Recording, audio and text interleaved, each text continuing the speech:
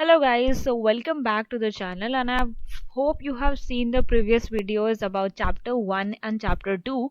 In those chapters we had basically studied about what was matter essentially. In chapter 1 we had just studied about the properties of matter, किस चीज को matter कहते हैं and what do we classify as matter, what do we classify as a non-matter. Now apart from this in chapter 2 we had studied about the types of matter, and in this thing we had basically divided the matter based upon its chemical properties, right?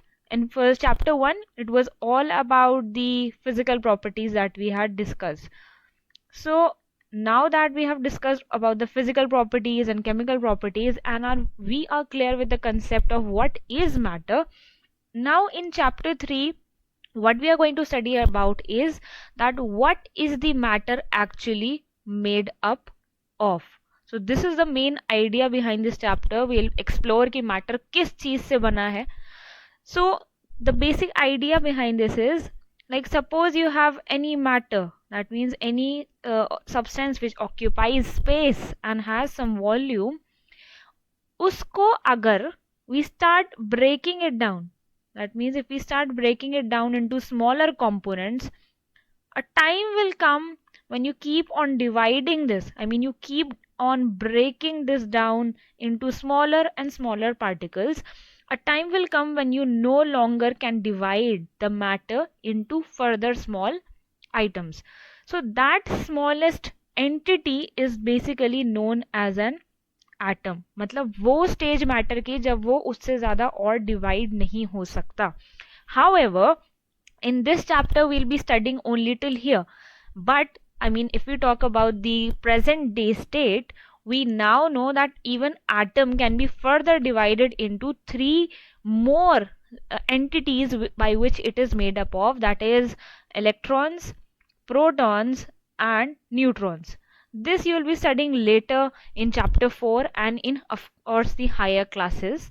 And in graduation then you will be further studying about these, that what are these actually further made up of, that will be quarks, anti-quarks, etc. However, we are not going to get into the details of this thing because this is something that you will be studying if you take up chemistry as your majors in graduation. But as for now we are concerned about atom. What is atom? क्या क्या उसकी properties हैं? How do we really define it? That is what we are going to study in this chapter. So I hope the basic idea is clear. Now let's see a historical timeline that how this idea of atom was actually developed. Now it is said that this first idea of atom कि किसने propose किया था that matter is actually made up of atom. This was proposed by the Greeks first of all.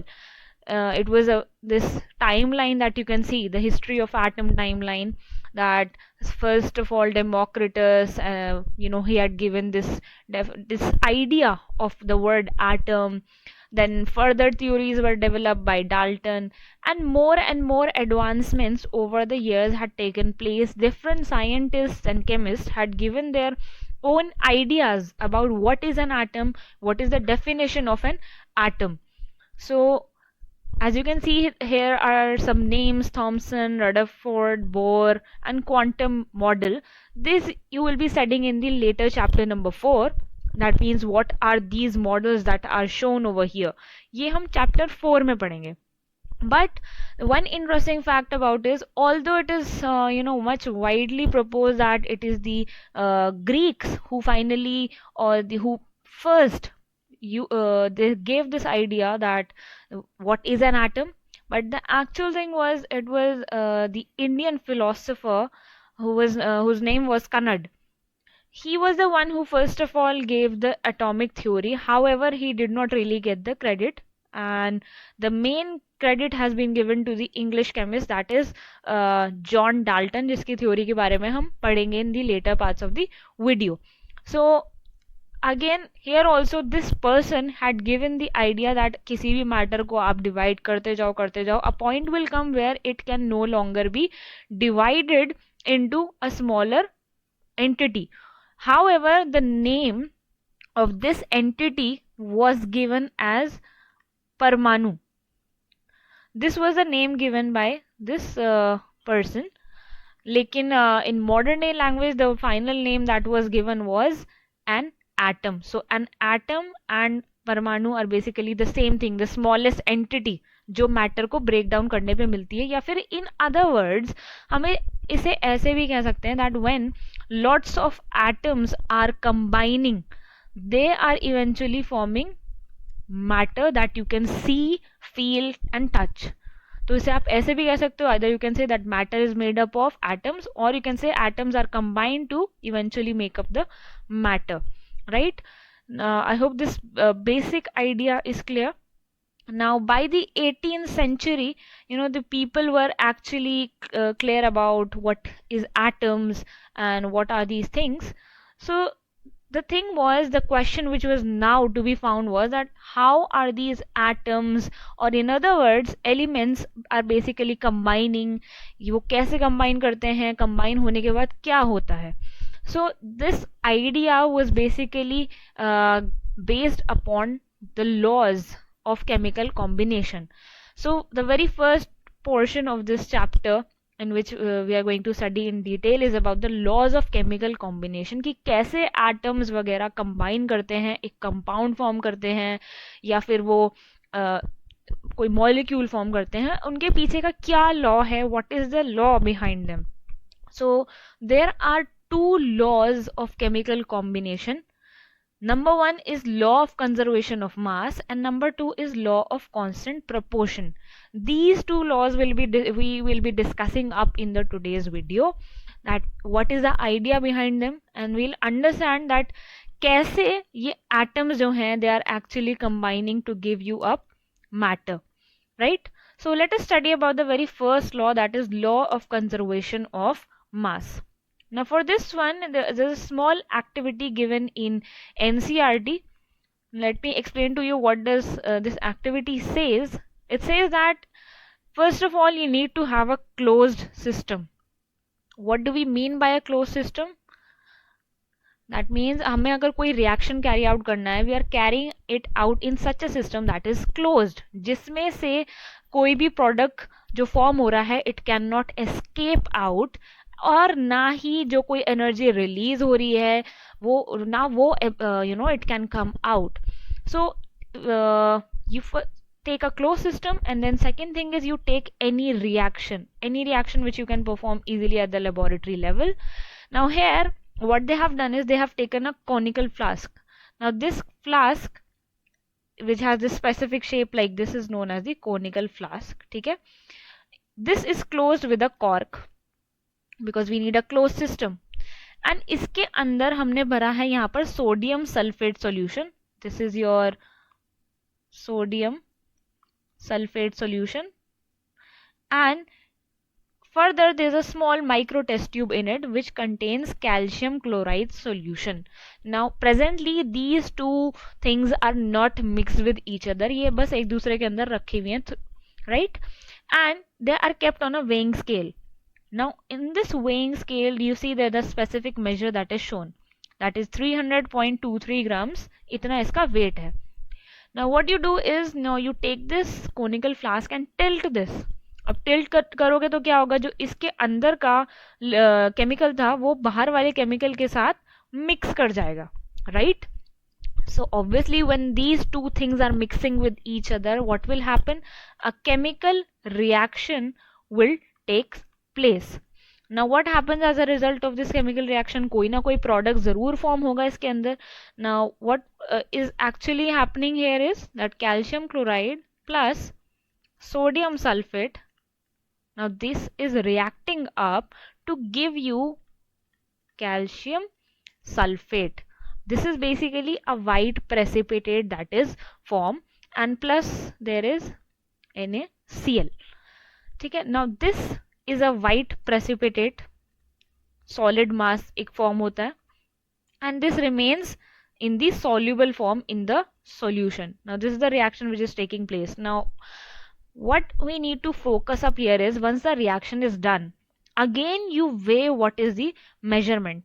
Now the measurement that is shown over here is 300.23 gram. That means it is similar to the initial stage, यानी कि जब वो पहले reactant दो हमने लिए थे उनका जितना वेट था, बाद में प्रोडक्ट बनने के बाद जो वेट हुआ, they are equal.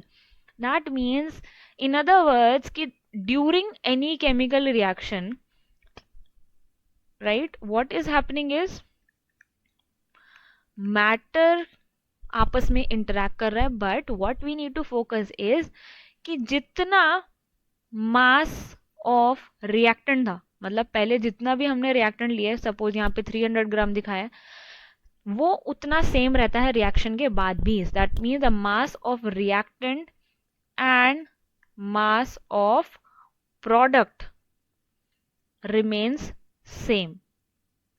यानी कि कोई भी नया मैटर एज सच फॉर्म नहीं हो रहा है, बस क्या हो रहा है, केमिकल ट्रांसफॉर्मेशन हो रही हैं. पहले भी 300 पॉइंट समथिंग ग्राम था, बाद में भी इतना ही था. This in other words can be framed up as, we say that law of conservation of mass states that mass can neither be created nor destroyed. Now here focus on the word we are talking about, mass. मतलब पहले भी जितना 300 ग्राम या कुछ था, बाद में वही वो 300 ग्राम ही है.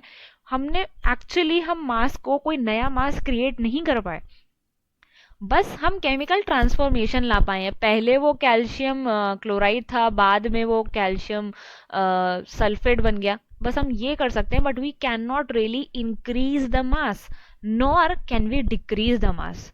तो इसको कैसे फ्रेम किया गया in the law, that mass can neither be created, ना हम मास को बना सकते हैं और ना ही हम उसे डिस्ट्रॉय कर सकते हैं. That will essentially remain the same. और इसका दूसरा सिंपलर डेफिनेशन लॉ का ये है that during any chemical reaction the total mass of reactant, जितना भी आपने रिएक्टेंट लिया था, will always be equal to the total mass of product. यानी कि the mass of reactant will be always equal to mass of product. This is the equation, mathematical equation इसकी ये हो गई, एंड वर्ड इक्वेशन आपका ये हो गया. सो एग्जाम में क्या क्वेश्चन आता है, it can come in the simpler form that you state the law of conservation of mass. But जब लॉ स्टेट करने की बात आती है, now this is something you need to keep in mind, that you have to be exact in your words. You cannot really change the statement given by the scientist. So you have to be exact. You have to write this statement over here exact, or you can write this one. दोनों में से कोई भी लिख सकते हो, but it should be exact. यहाँ पे we have understood कि क्या हो रहा है, that mass ना ही create हो रहा है ना वो destroy हो रहा है, it is only getting transformed into the other form. And इसका मैथमेटिकल फॉर्म क्या हो गया, that the total mass of reactant is equal to the total mass of product. तो एक क्वेश्चन टाइप क्या हो गया, that you are simply stating up, state the law of conservation of mass. And this law, एक 1 markers में एक और question आ जाता है, that who gave this law. The person who gave this law was basically Antoine Lavoisier. This was the scientist who basically gave this law. ये 1 markers में आ जाता है या MCQ में आ जाता है. And the third type of question is of course the numerical. अब mathematical equation है तो of course there will be also a numerical. So let us see what kind of numericals come in this type. Now this is one question given in NCERT. I'll just explain the question. In a reaction, 5.3 gram of sodium carbonate reacted with 6 gram of ethanoic acid. मतलब ये दोनों चीजें आपस में react कर रही हैं, तो ये क्या हो गई, हमारी रिएक्टेंट हो गई. तो आप एक सिंपल पहले लिखना स्टार्ट कर दो रफ कि क्या हो रहा है actually, that sodium carbonate is reacting, that means plus का साइन, विद इथेनोइक एसिड. ठीक है, इतना हमें समझ में आया. अभी द प्रोडक्ट्स वर, यानी कि रिएक्टेंट इतने हो गए. Now you put an arrow. The products were 2.5 gram of carbon dioxide, 0.9 gram of water and 8.2 gram of sodium ethanoate. यानी कि यहाँ पर क्या हो जाएगा, ethanoic acid, sorry this is carbon dioxide plus water, and next you have is sodium methanoate. So you simply write a rough reaction that what is actually happening. Now what we need to show is, you need to show that these results are in accordance with the law of conservation of mass. तो हमें सिर्फ इस law को prove करके दिखाना है. That means आप क्या करोगे, आप टोटल मास ऑफ रिएक्टेंट निकालोगे, आप टोटल मास ऑफ प्रोडक्ट निकालोगे, and you will find out whether the two are actually coming to be equal और नॉट. सोडियम कार्बोनेट कितना था, 5.3 ग्राम, प्लस इथेनोइक एसिड कितना था, 6 ग्राम. यहाँ पे चेक करते हैं, carbon dioxide was 2.2 grams, water कितना है हमारा 0.9 ग्राम, and plus 8.2 grams of sodium methanoate. Now what you will notice up here is, इनको आप ऐड कर दो, सिंपली क्या आएगा 11.3 grams इधर आ गया. यहाँ पे आप चेक करो, इधर भी 11.3 grams ही आपका आंसर आ रहा है. That means आपका total mass of reactant is equal to total mass of product, and hence you have proved your law of conservation of मास. तो यहाँ पर ये आपका law of conservation of mass prove हो गया. आपने क्या करा, सिर्फ कुछ नहीं, रिएक्टेंट्स का टोटल कर दिया और मास का टोटल कर दिया. This is true, and hence आपका ये न्यूमेरिकल सॉल्व हो गया. वेरी सिंपल, आपको सिर्फ एक तरफ टोटल करना है, दूसरी तरफ टोटल करना है, and you will find that the two results are coming to be equal. Now another type of question that comes is, थोड़ा बस इसको चेंज कर देते हैं. Now they are saying that in this reaction 100 gram of calcium carbonate is heated to give 56 gram of calcium oxide and an unknown amount of carbon dioxide. Find the amount of the carbon dioxide form and also state the law used. अब पहले आप reaction को समझने की कोशिश करो कि कौन रिएक्टेंट है और वो क्या प्रोडक्ट दे रहा है. इन्होंने कहा कि कैल्शियम कार्बोनेट जो है उसे हीट करा हमने, 100 ग्राम ऑफ कैल्शियम कार्बोनेट को हीट करा, तो हमारे पास क्या आ रहा है, कैल्शियम ऑक्साइड आ रहा है plus an unknown amount of carbon dioxide. यही रिएक्शन है हमारा, और कैल्शियम ऑक्साइड है हमारा 56 ग्राम, और ये हमें नहीं पता, and something that we do not really know, so हम उसे क्या कर सकते हैं, we keep it as X, right. Now what can we do is, आप ये न्यूमेरिकल जब आता है, it has to be written in a specific form. पहले तो आपने इक्वेशन लिख दी, that this is the equation. Now you will write that let the amount of carbon dioxide be equal to x, right, क्योंकि हमें नहीं पता, unknown variable है. Now you will write using the law of conservation of mass. Now this is very important, it has marks. आपने नहीं लिखा कि आप कौन सा लॉ यूज कर रहे हो तो मार्क्स कटते हैं. So keep these things in mind. So you basically then you will write using the law of conservation of mass, the total mass of reactant is equal to total mass of product. तो अब आपको क्या करना है, सिर्फ इसको equate कर दो. उस हिसाब से रिएक्टेंट कितना था हमारा, सिर्फ 100, क्योंकि एक ही चीज है. 100 gram is equal to mass of product, यानी कि 56 ग्राम प्लस x. अब आपका ये क्या हो गया, ये एक सिंपल आपकी वर्ड इक्वेशन बन गई है. अब आप क्या करोगे, you simply take this on the other side, 100 minus 56, that is 44 grams. तो आपका कार्बन डाइऑक्साइड कितना फॉर्म हुआ है, 44 ग्राम्स.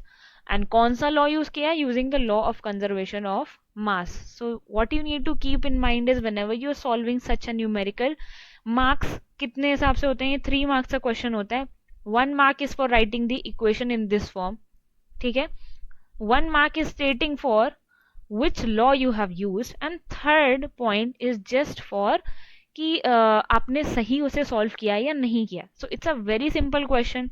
इस क्वेश्चन में ये चाहते तो हम यहाँ पर भी इसे x रख सकते थे, और यहाँ पे हो सकता है आपको 44 दे दिया होता, but the main idea remains the same. आपको कुछ नहीं करना, रिएक्टेंट का टोटल करना है एंड प्रोडक्ट्स का टोटल करना है, and you will find out the unknown term. So this is about the law of conservation of mass, and उसके बेस पे किस तरह के 3 क्वेश्चन आ सकते हैं, which I told you.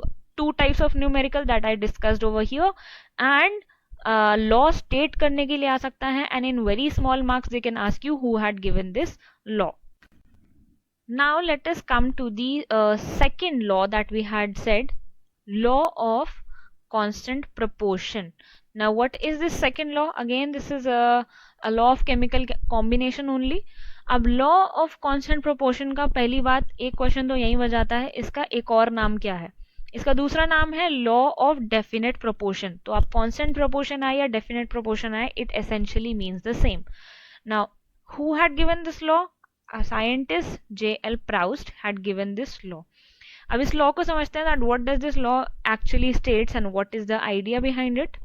The actual statement of this law is, first of all let's see, in a chemical substance. Now see, यहाँ पे हम रिएक्शन के बारे में बात नहीं कर रहे हैं, हम बात कर रहे हैं एक केमिकल सब्सटेंस की, यानी कि कोई कंपाउंड के बारे में हम बात कर रहे हैं. कंपाउंड यानी कि pure form of mixture, right, when the elements combine, उसके बारे में बात कर रहे हैं. अब ये लॉ क्या कह रहा है? That in a chemical substance the elements are always present in definite proportion by mass. Now this is something जो मैंने आपको पहले भी वीडियोस में एग्जांपल के थ्रू समझा रखा है, बट अब यहाँ हम उसे स्पेसिफिकली एक लॉ की फॉर्म में पढ़ेंगे.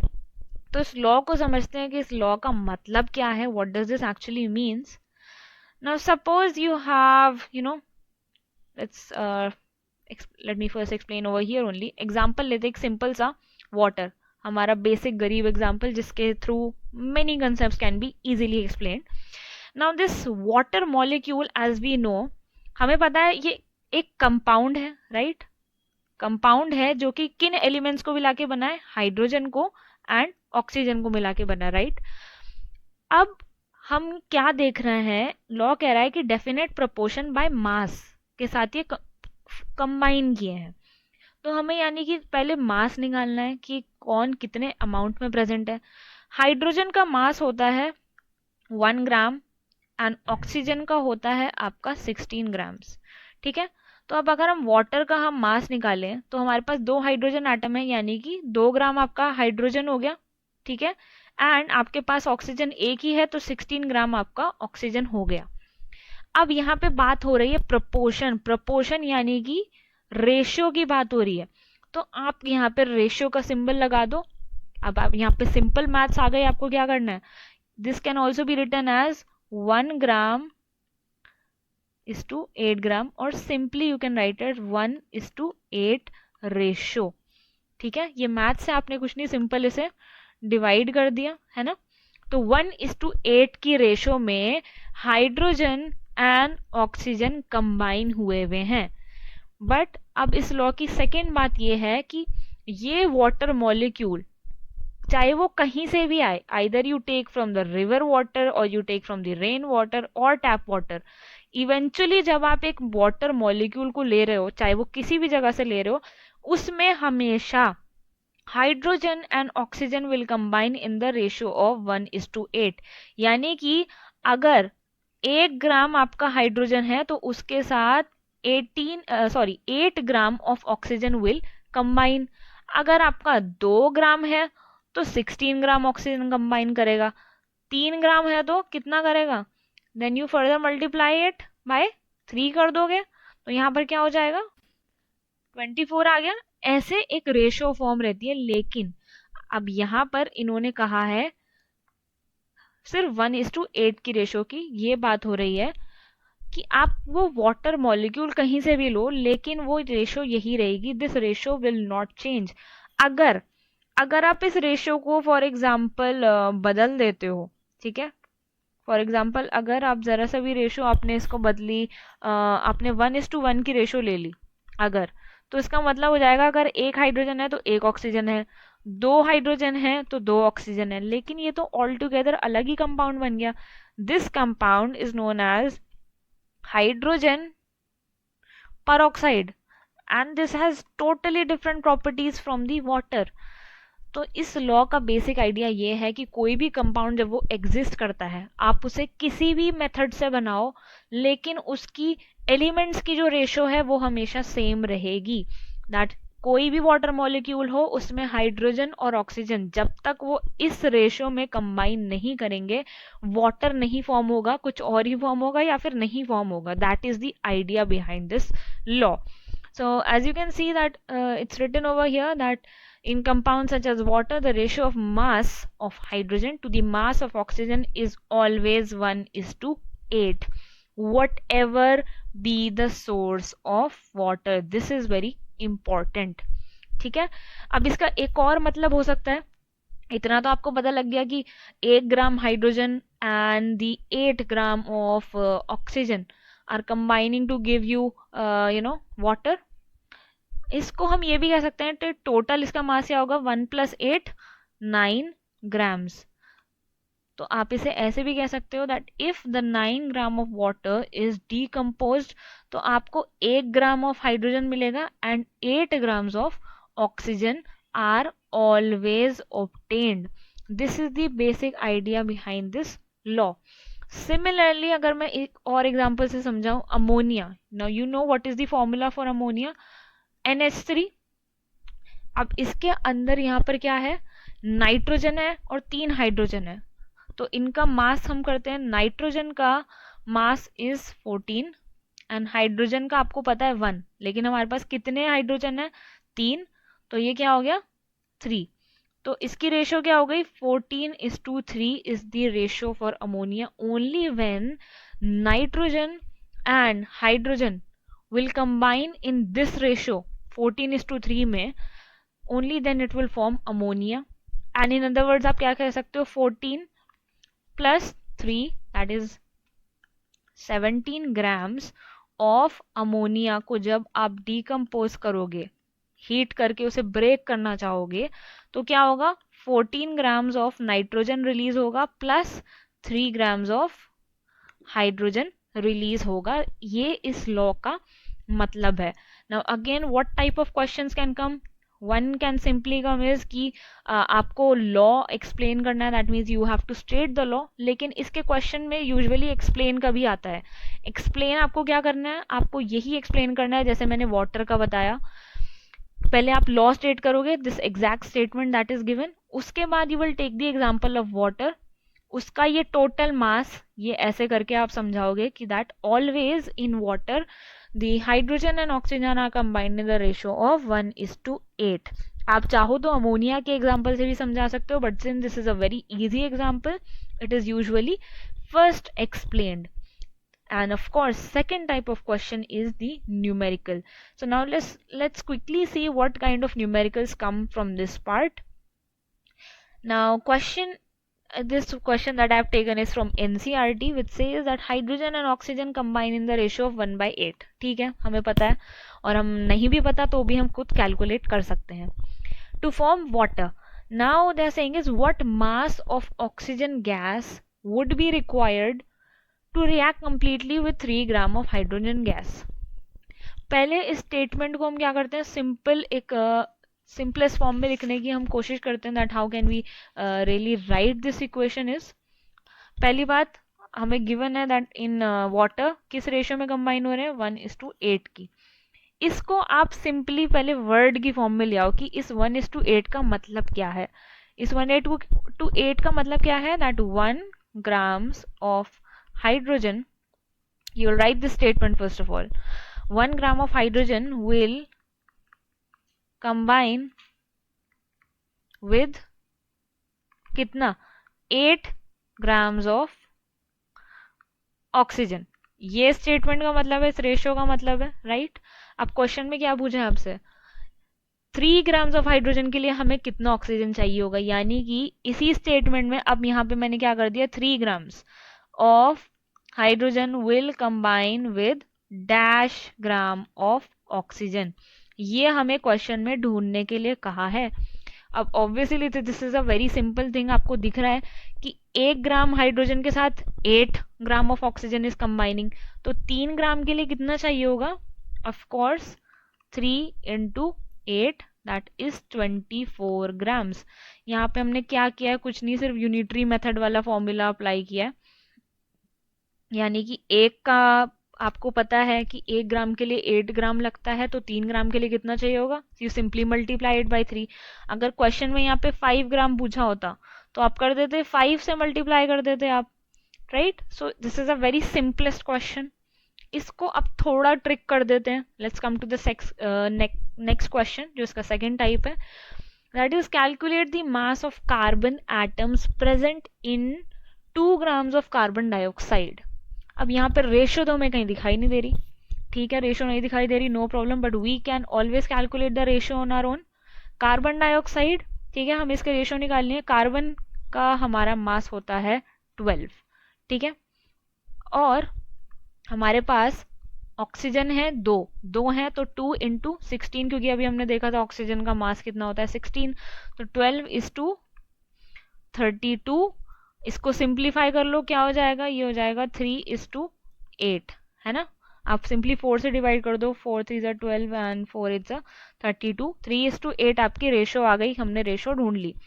अब इसको अगेन जैसे हमने ऊपर क्या किया था, हमने ये वाली इक्वेशन लिखी थी, सिमिलरली हम यहाँ पर ये इक्वेशन लिखते हैं कि इसका क्या मतलब है, दैट इन कार्बन डाइऑक्साइड, क्या मतलब हो गया, that 3 grams of carbon combines with how much gram, 8 grams of oxygen.